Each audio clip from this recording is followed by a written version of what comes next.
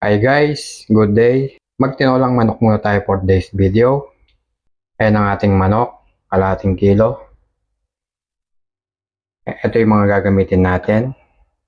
Bawang, luya, sibuyas, repolyo yung natira. At maglalagay tayo ng spring onion.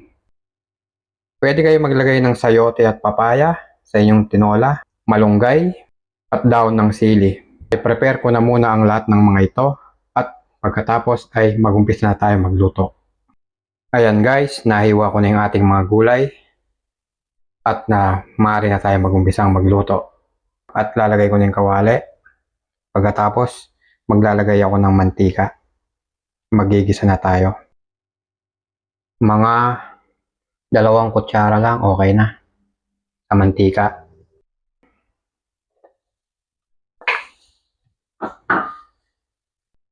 Mas bet ko yung una yung nilalagay yung luya. Karamihan naman yata ay luya ang unang nilalagay nila sa pagluto nila ng tinola, no? Sa akin talaga nauuna yung luya. At pagkatapos ay isinusunod ko yung bawang. At kapag medyo golden brown na rin ang bawang ay isinusunod ko na yung sibuyas. At kapag nailagay ko na yung sibuyas, haluin ko lang ng konti at pagkatapos ilalagay ko na yung ating manok. Isasangkutsa ko lang yung manok sa ating ginisang bawang, sibuyas at luya. Pagka ganyang medyo namutla na yung ating manok, ay lalagyan ko na siya ng patis. At pagkatapos ay haluin ko lang para mag-mix ang manok, yung patis at yung ating ginisa na bawang, sibuyas at luya. At pagkatapos ay tatakpan ko lang yan ng mga ilang minuto para i-absorb ng manok ang mga ingredients na nilagay natin.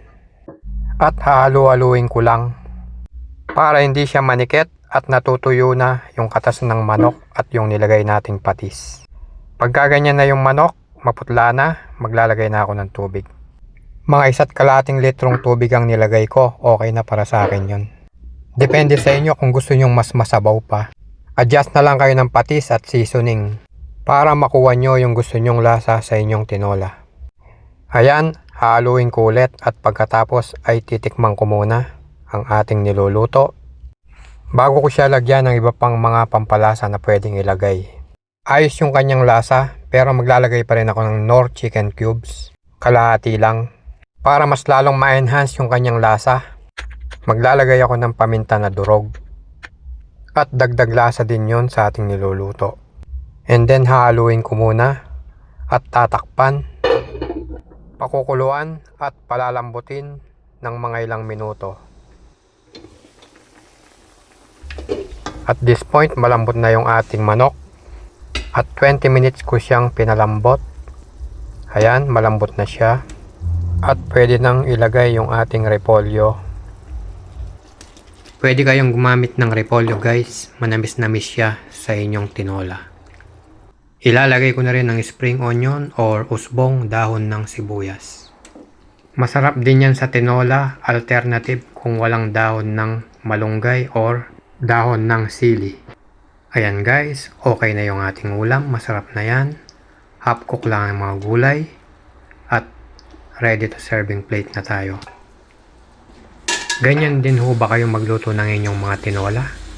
Parehas lang ho ba yung technique natin sa ating pagluto ng ganitong klase ng ulam?